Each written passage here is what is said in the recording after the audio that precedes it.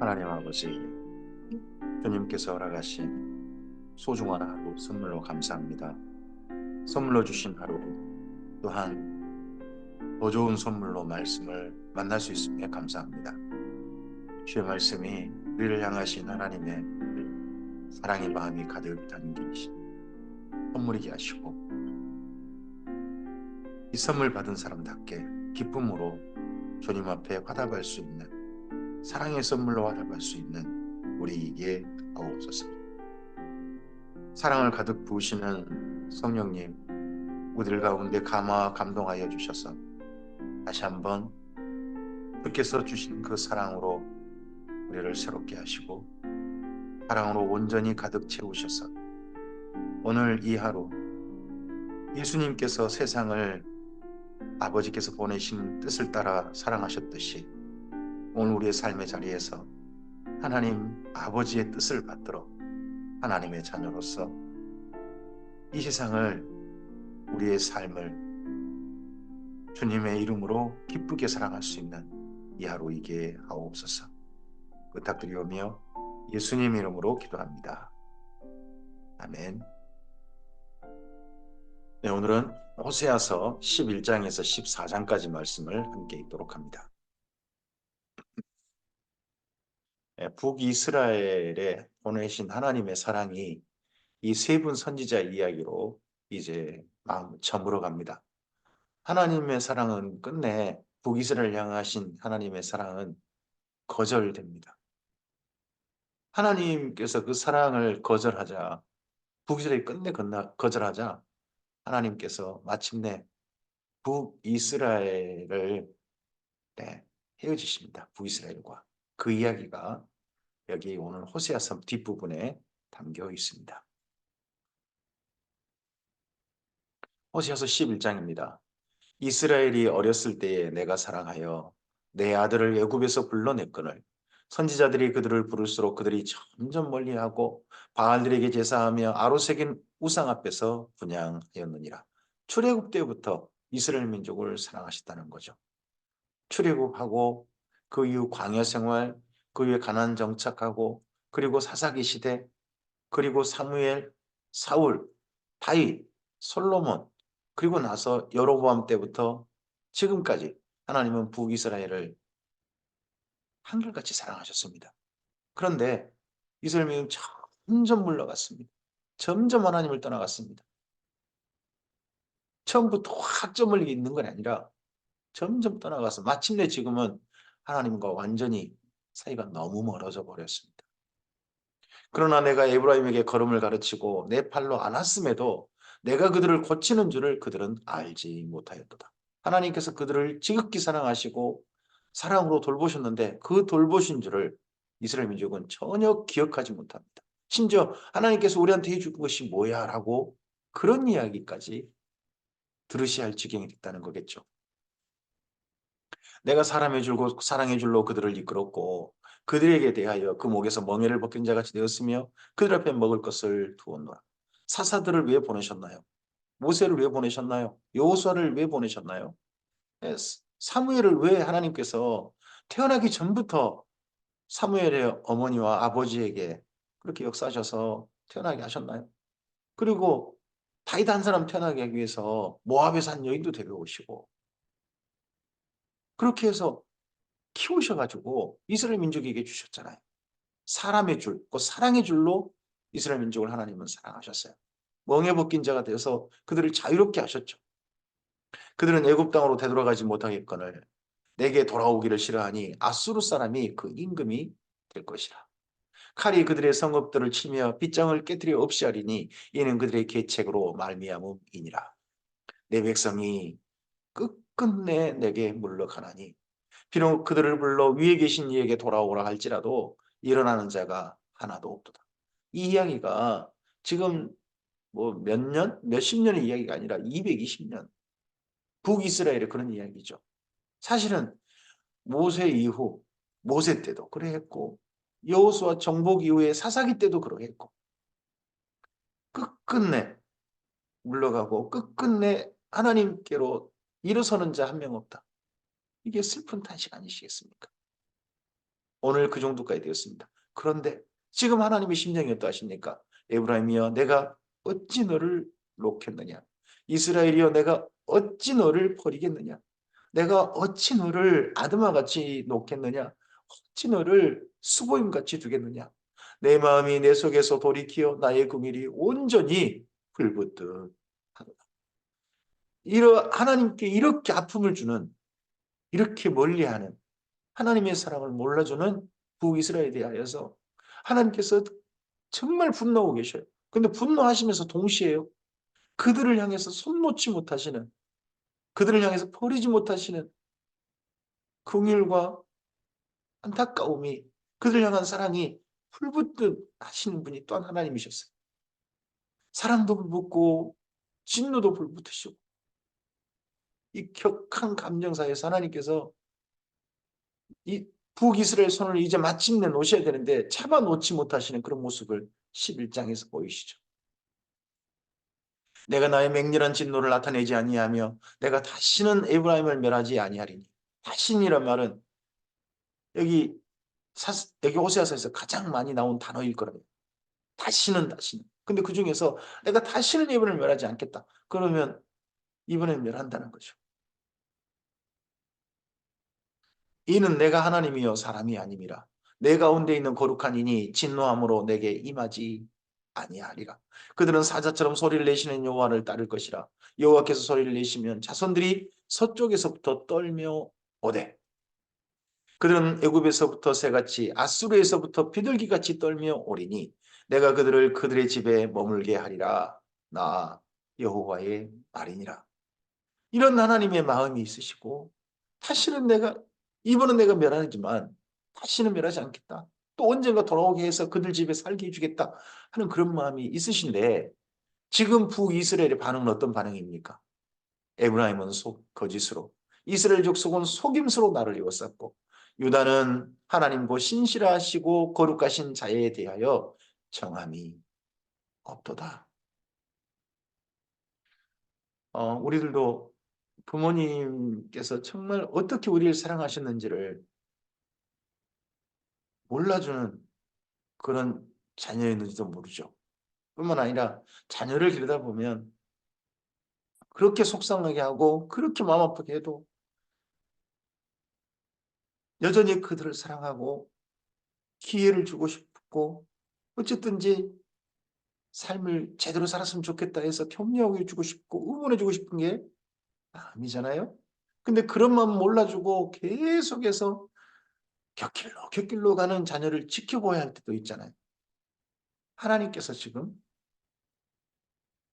어떻게 보면 그러한 우리가 한 번쯤은 경험했을 것 같은 그런 삶을 통하여서 하나님의 이런 마음도 우리에게 조금은 이해할 수 있도록 하신 것인지도 모르죠. 호세아서 12장입니다. 에브라임은 바람을 먹으며 동풍을 따라가서 종일토록 거짓과 포악을 더하여 아스루와 계약을 맺고 기름을 애굽에 보내도다. 이 나라가 지금 강대국 틈바구니 완전히 낀 거죠. 북쪽으로는 아스루고 남쪽에는 전통적인 강호 이집트가 버티고 있는 거죠. 둘 사이에서 어느 나라든지 제발 이 나라를 조금은 좀 돌봐주기를 불쌍히 여겨주길 싶어서 예, 약속도 맺고 합니다. 근데 이 약속이 전부 다 아수르가 지키는 약속이 아니에요. 아수르 다 자기 이속만 챙기려고 하고 먹어버리려고 하죠. 즉 북이스라엘을. 여호와께서 유다와 논쟁하시고 야곱을 그 행실대로 벌하시며 그 행위대로 그에게 보응하시리라. 야곱은 모태에서 그 형의 발뒤꿈치를 잡았고 그 힘으로는 하나님과 교류돼. 이제 북이스라엘의 역사가 옛날 맨 처음에 아브라함의 그때 후손 바로 그때부터 출발 다시 한번 이야기합니다. 야곱 때부터 지난 역사를 회상하시는 겁니다. 천사와 겨루어 이기고 울며 그에게 간구하였으며 하나님은 베델에서 그를 만나셨고 거기서 우리에게 말씀하셨나니 베델에서 하나님께서 야곱에게 말씀하셨는데 그 야곱에게 하신 말씀이 이스라엘 자손에게 하신 말씀으로 이스라엘 여기 호시아 선지자는 이야기하죠. 여호와는 만군의 하나님이시라. 여호와는 그를 기억하게 하는 이름이니라. 그런즉 너의 하나님께로 돌아와서 인애와 정의를 지키며 항상 너의 하나님을 바랄지니라. 이게 뭡니까? 하나님의 소원이십니다. 우리가 여호와를 알자, 힘써 여호와를 알자. 이게 호세아의 소원이라면 하나님의 소원은 뭡니까? 하나님께 돌아와서 인애와 정의를 지키며 항상 하나님을 바라보고 서로 사이좋게 지내는 것. 이게 하나님의 바라심입니다. 하나님의 호소가 이 호세아서 뒷부분에 가득히 들어 있습니다. 내가 어찌 너를 버리겠느냐? 제발 내게로 돌아오라. 너희 삶을 똑바로 했으면 좋겠다. 그런데 북이스라엘은요. 그는 상인이라 손에 거짓 저울을 가지고 속이기를 좋아하는도다. 에브라임이 말하기를 나는 실로 부자라. 부자가 어떻게 된 거예요? 아니 정당한 이유도 아니고 속임수 해가지고 그래가지고 부자가 된 거예요. 내가 재물을 얻었는데 내가 수고한 모든 것 중에서 죄라 할 만한 불의를 내게서 찾아낼 자가 없으리라 하거든요. 완전 범죄했다는 거죠, 자기는. 내가 애굽 땅에 있을 때부터 나는 내 하나님 여호와니라. 내가 너로 다시 장막에 거주하게 하기를 명절날에 하던 것 같게 하리라. 이렇게 못된 북이스라엘인데, 이렇게 못된 북이스라엘인데 하나님께서는요, 그거 기쁘게 눈 감으시고 그냥 너무 사랑하니까 그래도 집에 살게 해주셨다는 거죠. 그래도 내가 여러 선지자에게 말하였고 이상을 많이 보였으며 선지자들을 통하여서 비유를 베풀었노라. 그동안 이 북이스를 사랑하셔서 엘리야도 보내시고 엘리사도 보내시고 요나도 보내시고 아모스도 보내시고 호세도 보내셨잖아요. 이들을 통하여서 수많은 이야기를 하셨어요. 길랏은 불의한 것이냐? 과연 그러하도다. 그들은 거짓대로. 길갈에서 무리가 수송아지를 제사를 드리며 그 제단은 바지랑에 쌓인 돌무더기 같도다. 길르앗, 길갈 전부 다 예전에 하나님과 정말 아름다운 관계를 맺었던 그 땅들인데 그 땅들이 전부 다 우상들을 하나님 앞에 거짓된 불의한 땅들이 되고 말았습니다.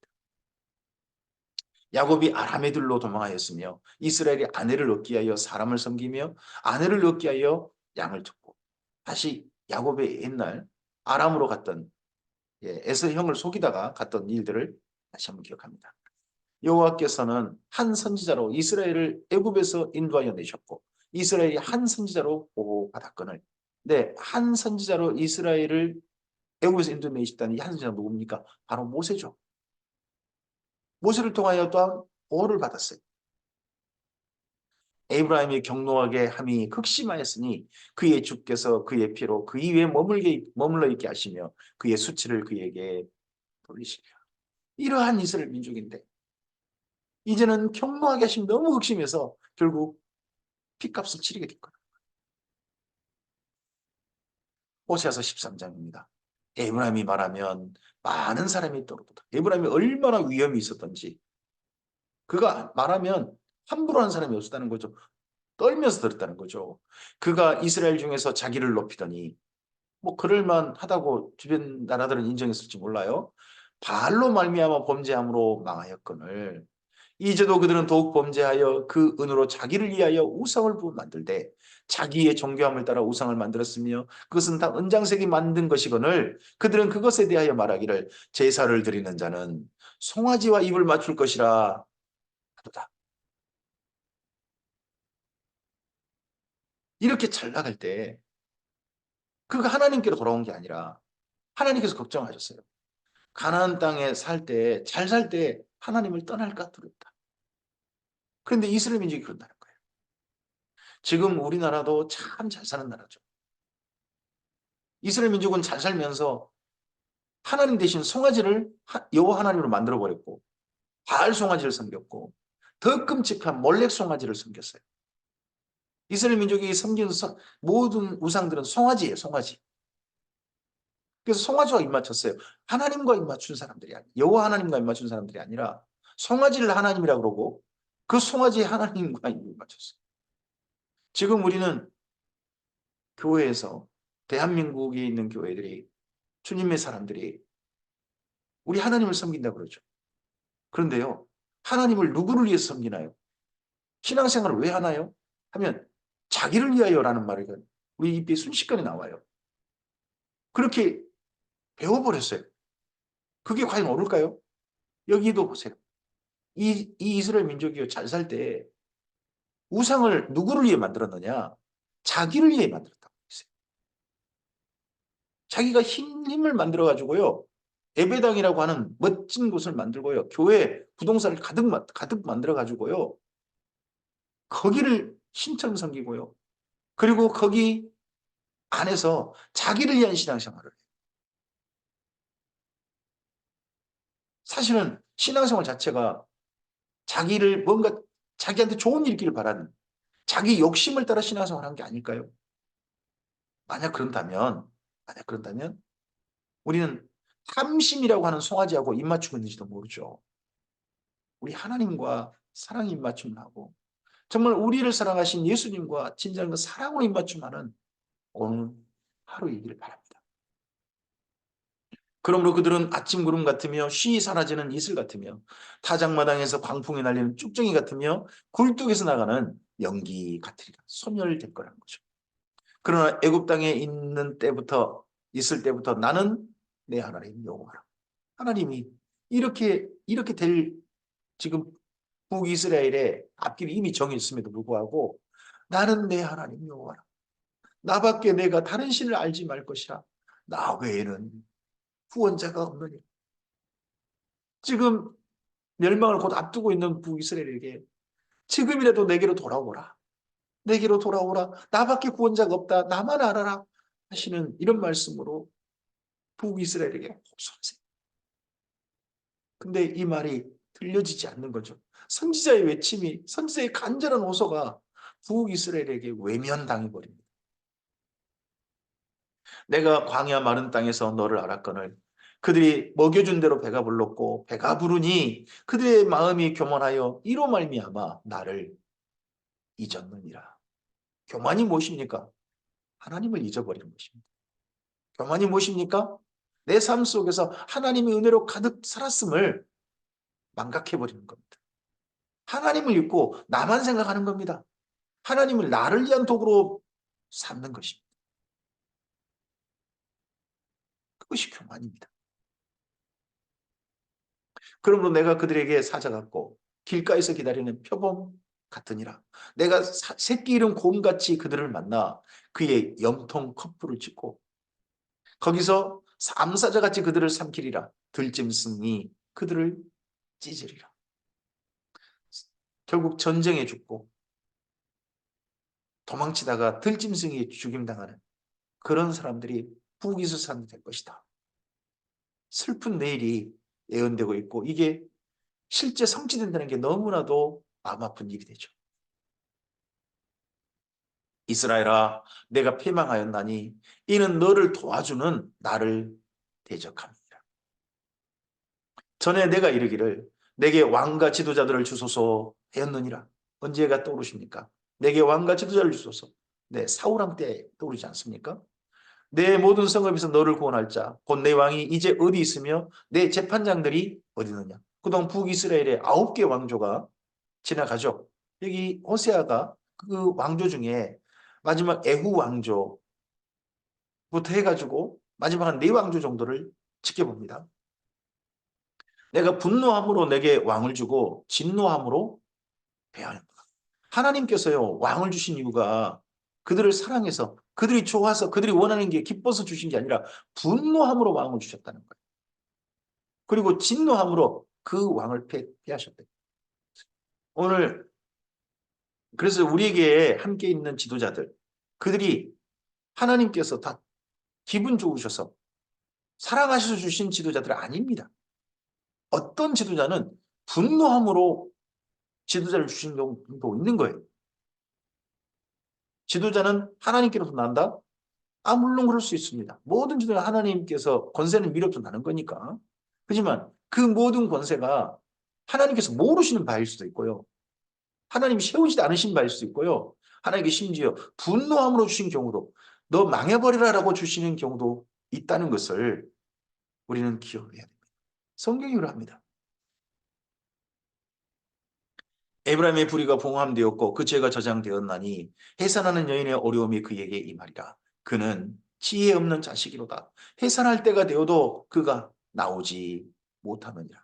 불의를 해산해야 살 거 아니에요. 근데 부리가 뱃속에 있는 아기 같아요. 근데 그게 해산을 못해요. 그러면 그 삶은 어떻게 되죠? 죽는 거예요. 오늘 우리도 우리 속에 죄를 계속 품고 있잖아요. 불의를 품고 있잖아요. 그 불의를 해산하지 못하는 사람처럼 죽을 수 있는 거죠. 내가 그들을 수월의 권세에서 속량하며 사망에서 구속하리니 사망아 내 재앙이 어디에 있느냐 수월아 내 멸망이 어디 있느냐 뉘우침이 내 눈앞에서 숨으리라. 호세아서의 참 슬픈 이야기 중에 한 개가 여기 13장 14절이죠. 결국 이스라엘은 하나님께서는 사망에서 구속하시려고 하는데 속량하시려고 하는데 이스라엘은 끝내 뉘우치지 않고 하나님께 돌아옴이 없죠. 하지만 언젠가 진짜 이게 될 것이 있을 날이 있죠. 하나님께서 수월의 권세 속량하시고 사망에서 구속하셔서 이제 사망아 내가 어디 있느냐 하는 외침이 예수님 안에서 외쳐지게 되죠. 그게 신약 성경 아닙니까? 예수님 안에 정말 우리가 들어간 사람들이라면 이제 외칠 수 있습니다. 사망아 내 권세가 어디 있느냐. 우리는 사망을 떨쳐버리고 예수님 안에 부활의 약속으로 네 사망에서 구속받은 사람으로 우리의 삶을 새롭게 약속받았습니다.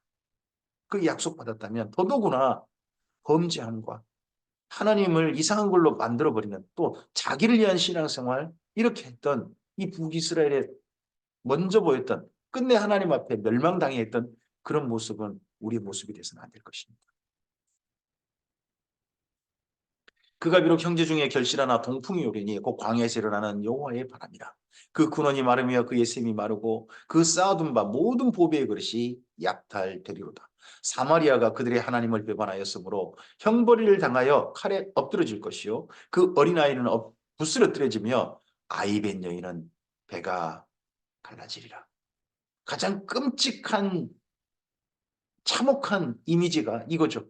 아이가 부스러뜨려지며 아이벤 여인은 배가 갈라지리라. 그래서 이 이야기를 예수님께서도 뭐라고 그러십니까? 젖먹이는 자가 화가 있을 것이다. 아이벤 여인과 젖먹인 자가 화가 있을 것이다.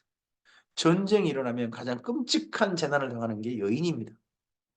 남자들은 죽으면 죽여버린다든지 노예로 잡아가면 돼요. 여인들은 그런데 이 전쟁통에 얼마나 끔찍한 일을 당할지 몰라요. 일부 여인은 진짜 배를 갈라서 죽여버리고요. 아기와 뱃속에 난 아기와 함께. 그리고 그 여인이 보는 앞에서 여인 젖먹이던 아이가 포로로 잡아가기가 귀찮으니까 애기들은 가다가 죽을 수 있잖아요. 그러니까 미리 죽여버리는 거예요. 그래서 애들을 갖다가 칼로 찔러 죽인 게 아니라 바위 같은 데다가 메어쳐서 그렇게 죽여버리는 거예요. 이 모습이 나중에 남유다도 경험하죠. 바벨론 그렇게 했던 그 끔찍한 모습 그대로 그에게 갚아주는 자에게 복이 있으리로다. 남유다 사람들도 거기 시편에 그런 조주 비슷한 노래가 있을 정도로 이게 전쟁의 끔찍한 참상이죠. 결국 북이스라엘 전쟁의 참상이 이렇게 선포되어지고 맙니다. 호세아서 14장입니다. 이스라엘아 내 하나님 여호와께로 돌아오라. 이런 지경이 됩니다. 하나님이 아직도요. 이 멸망을 바로 눈앞에 두고 정하셨음에도 불구하고 지금도 말씀하십니다. 내 하나님 여호와께로 돌아오라. 우리 인생은 전부 다 멸망이 정해진 자들입니다. 하나님 앞에 사망이 어떻게 보면 정해진 자들입니다. 모든 사람은 죄를 범하였습니다. 하나님의 영광이 끝내 이르지 못할 게 정해진 사람들입니다. 그런데 그런 모든 사람들에게 주님께서는 말씀하십니다. 내게로 돌아오라. 제발 지금이라도 내 사랑을 알고 내게로 돌아오라. 내가 불의함으로 말미암아 엎드러졌느니라. 너는 말씀을 가지고 여호와께로 돌아와서 아뢰기를 모든 불의를 제거하시고 선한 바를 받으소서. 우리가 소송아지를 대신하여 입술의 열매를 주께 드리리이다. 우리가 앗수리의 구원을 의지하지 아니하며 말을 타지 아니하며 다시는 우리 손으로 맞는 것을 향하여 너희는 우리 신이라 하지 아니하오리니 이는 고아가 주로 말미암아 긍휼을 얻음이니이다 할지니라. 내가 그들의 반역을 고치고 기쁘게 그들을 사랑하리니 나의 진노가 그에게서 떠났습니다. 이렇게 돌아온다면 하나님께서 그들의 반역을 기쁘게 기꺼이 고치시고 기쁘게 그들을 사랑하시리. 내가 이스라엘에게 이슬과 같으리니 그가 백합화같이 피겠고 레바논 백향목같이 뿌리가 박힐 것이라. 우리는 이스라엘이 별로 귀한 것인지 알 수 있습니다. 근데요, 이스라엘 민족이 사는 가나안 땅은 3개월이 우기고 1년 중 9개월이 건기예요. 비 한 방울 안 내려요. 그러다 보니까 새벽에 맺히는 이슬은요, 그 건기를 지나가는 큰 은혜의 선물이에요. 큰 은혜의 선물입니다. 그 이슬로 말미암아 순식간에 꽃이 또 피기도 하는 거죠. 그래서 하나님께서 그 이스라엘 민족의 그 소중한 이슬 같은 분으로 여겨지고 그 이스라엘 민족을 또한 그렇게 그 땅에 뿌리가 박도록, 네, 백합화 같이 피도록 그렇게 사랑하신다면 기꺼이 그렇게 하시겠죠. 그의 가지는 퍼지며 그의 아름다움은 감람나무와 같고 그의 향기는 레바논 백향목 같으리니 그 그늘 아래 거주하는 자가 돌아올지라. 그들은 곡식같이 풍성할 것이며 포도나무같이 꽃이 필 것이며 그 향기는 레바논의 포도주같이 되리라. 이스라엘 민족이 언젠가 이렇게 회복될 것을 예언하고, 사실은 지금 호세아 선지자 당시에 이런 일이 있기를 사실 바란 거 아닐까요? 하나님께서 우리에게 장래도 약속하시지만 하나님께서 지금 오늘 우리에게 이 말씀을 하신 것은 오늘 우리의 삶이 하나님 안에서 하나님께 기쁘게 돌아가서 우리를 기쁘게 사랑하시는, 우리 반역을 기꺼이 고치시고 우리를 사랑하시고 우리를 돌보신 하나님과 오늘 하나님께서 우리에게 이슬 같은 분이 되시고 그 하나님 안에서 우리 인생을 아름답게 오늘 꽃피고 우리 인생이 하나님 안에서 번성한 나무 같은 그런 하루이기를 바라셔서 이 시간 이런 말씀 우리에게 허락하신 거 아닐까요? 에브라임의 말이 내가 다시 우상과 무슨 상관이 있으리요? 할지라 내가 그를 돌아보아 대답하기를 나는 푸른 잣나무 같으니 내가 나로 말미암아 열매를 얻으리라 하리라. 누가 지혜가 있어 이런 일을 깨달으며 누가 총명이 있어 이런 일을 알겠느냐? 여호와의 도는 정직하니 의인은 그 길로 다니거니와 그러나 죄인은 그 길에 걸려 넘어지리라. 누가 지혜가 있어 이런 일을 깨달으리라 하는 말씀이 호세아서에 2번 나옵니다. 전반부에 한 번 있고 이 호세아서를 마무리하면서 이 말씀이 다시 한 번 주어집니다. 하나님께서 이렇게 사랑하셔서 지금이라 돌아온다면 살리시고 번성케 하시고 백합화전 꽃이 피고 이슬 같은 분으로 이스라엘 민족과 만나실 것을 기쁘게 사랑하실 것을 이야기하십니다. 그런데 이런 하나님을 깨닫고 하나님께 돌아가는 게 지혜인데, 그게 진짜 지혜인데 진짜 깨달아야 할 일인데 이걸 끝내 북이스라엘은 깨닫지 못하고 요나가 이야기하고 아모스가 선포하고 호세아가 이렇게 호소했지만 끝내 북이스라엘은 악한 가운데 번성하다가 결국 아수리에게 멸망당하고 마는 어리석은 비둘기 같은 모습으로 마무리되고 마는 거죠. 이 말씀대로 이 하나님의 호소, 하나님의 사랑에 반응하는 것이 의인입니다. 의인이면 하나님께서 부르신 그 길로, 하나님께서 사랑하시는 그 길로 기꺼이 갑니다. 근데 악인은, 죄인은 걸려 넘어집니다. 오늘 우리의 삶이 하나님 안에서 이 호세아서를 통하여 다시 한번 점검되길 바랍니다. 오늘 우리가 우리의 욕심과 나를 위해서 신앙생활하는 이기적인 그런 신앙생활 혹시 하고 있다면 그건 송아지 같은 겁니다. 송아지의 입맞춤 자는 끝내 멸망하고 말았습니다. 우리 진실하게 사랑으로 하나님과 입맞추셔야 됩니다. 신앙이라는 말 자체가 나를 향하지 않습니다. 하나님을 믿는 것이고 하나님을 우러러 보는 겁니다. 신앙의 대상은 하나님이십니다. 하나님께 시선을 두고 하나님의 마음을 알아 하나님과 진실하게 사랑하는 삶으로 우리의 삶이 오늘 하루 살길 바랍니다. 그렇게 산다면, 그렇게 하나님과 진실하게 기쁘게 사랑하는 사이로 우리의 삶을 돌이킨다면 하나님께서 하실 것입니다. 하나님께서 회복시키실 것이고 하나님께서 번성케 하실 것이고 하나님께서 백합화처럼 꽃피게 하실 것입니다. 일하신 하나님과 사랑하며 이 하루를 아름답게 찬란하게 꽃피우시는 주님의 사람들 되시기를 바랍니다. 여기까지 호세아서가 맞춰집니다. 이러면서 북이스라엘 역사가 결국 하나님께서는 보내신 모든 역사가 결국 종결되고 맙니다. 북이스라엘에게는 남유다만 남게 됩니다. 이후 남유다는 어떤 길을 갔을지 다시 열왕기하서 14장까지 읽으셨으니까요. 15장으로 이제 가서 내일은 또 읽도록 하겠습니다. 한 나라의 멸망으로 이야기를 마무리할 때마다 참 가슴 아픕니다. 근데 잘 생각해 보면 우리 인생도 하나님 안에서 하나님이 부르신 영생으로 시작하는 일로 마무리할 수도 있고 또는 멸망으로 마무리할 수도 있는 거 아니겠습니까?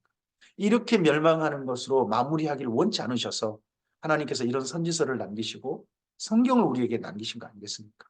예수님 안에서 우리에게 남겨주신 내일은 새 예루살렘 성에서의 만남이기를 바랍니다. 그러한 삶으로 나간다는 것은 오늘 하나님을 진실하게 사랑하는 것. 새 예루살렘 성에 들어가게 하시는 것은 하나님께서 하실 것입니다. 오늘 우리가 해야 할 일은 우리를 그렇게 사랑하신 하나님을 진실하게 사랑하는 겁니다. 사랑의 삶으로 이 하루를 가득히 꽃피우시기를 주님의 이름으로 축복합니다. 감사합니다.